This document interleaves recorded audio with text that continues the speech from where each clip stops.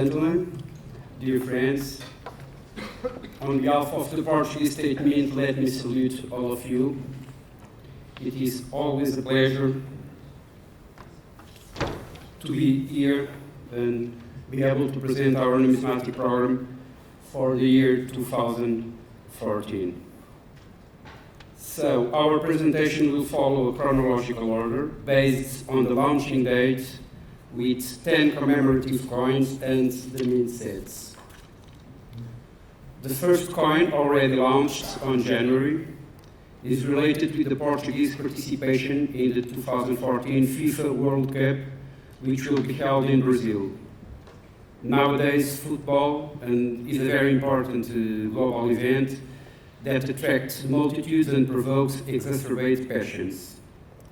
After difficult qualification, the Portuguese team will be in Brazil trying to achieve a good result in this championship. A very special country for us, Brazil, with whom we have a common history and culture. The coin depicts on the reverse two important national icons of both countries, the Portuguese Cristo Rei and the Brazilian Cristo Redentor, united by a globe which is at the same time a soccer ball. We hope to score in Brazil. So, next coin, or next issue, is related with the last coin of the Portugal Universal Collection, a small gold coin series that celebrates one personality by century, following the history of Portugal from the 12th century, dating back to the beginning of the nationality. The coin is dedicated to Fernando PESSOA, our most famous 20th century poet. Besides a metaphysical and mystic approach, his poetry denotes a very complex and rich mind. He was also an important mentor of the Orfeu, a leading modernist cultural movement in Portugal during the 30s. The coin depicts the face of PESSOA on one hemisphere. On the other hemisphere, we can find a kind of sought backstage, representing motifs which can be found in some poems dedicated to Lisbon, like the Tagus River, the seagulls, and sailing boats. It's really a nice coin. So on March, we will launch the mint sets. Normally, this product is packed under popular Portuguese themes. This year, we choose the swallows, a bird loved by the Portuguese, which is related with spring, love, and happiness. It is not difficult to find Portuguese houses with ceramic swallows in their porches, used as decorative elements. The mint age limits are quite adjusted to the market, in our opinion.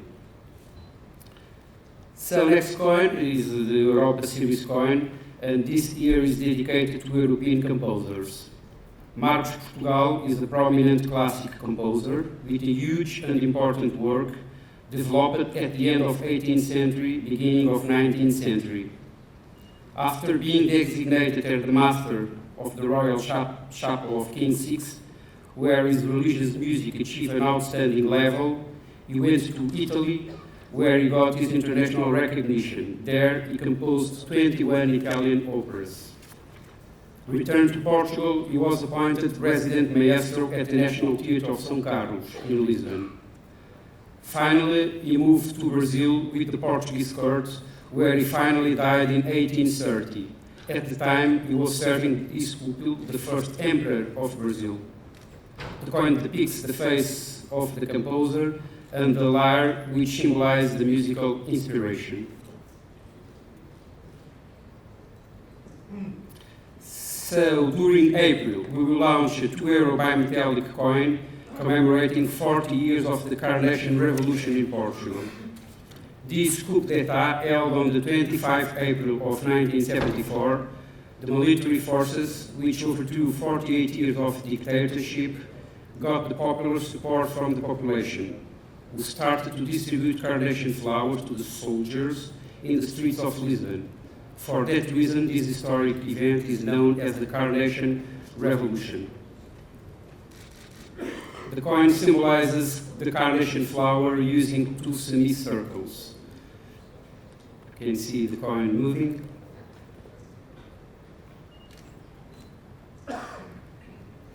So, continuing the series of Portuguese ethnographic treasures, the coin is related with yokes. A yoke is a wooden beam used between a pair of oxen to enable them to pull together on a load. In Portugal, the wealthy farmers, in order to show their richness, started to carve the wooden yokes, producing real works of art. During the festivities, mainly in the north of the country, it is possible, even nowadays, to find these original artistic yokes. The coin depicts in detail a yoke with the Portuguese coat of arms. On the obverse, it is possible to find an ox in a wooden background. It's also a very nice coin. So in 2014, Portugal is commemorating 100 years of military aviation. Those were the days of the first Dépêche, or the first South Atlantic crossing by the military aviators Gago Coutinho and Sacadura Cabral in 1922. Nowadays, and after 100 years, the Portuguese Air Force is a modern branch of the armed forces with a very important mission, controlling our oceanic waters or in rescuing operations on our coast and islands. The coin depicts on both sides two planes, one from the beginning of the Air Force, the other one from modern times.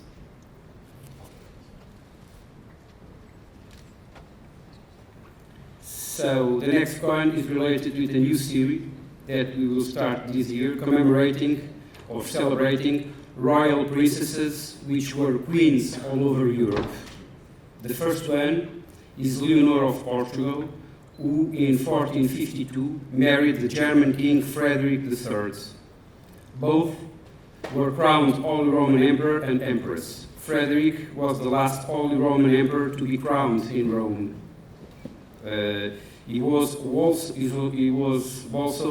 the first emperor of the House Habsburg. The coin depicts on the obverse the Queen, and on the reverse the coat of arms of Frederick and Leonor.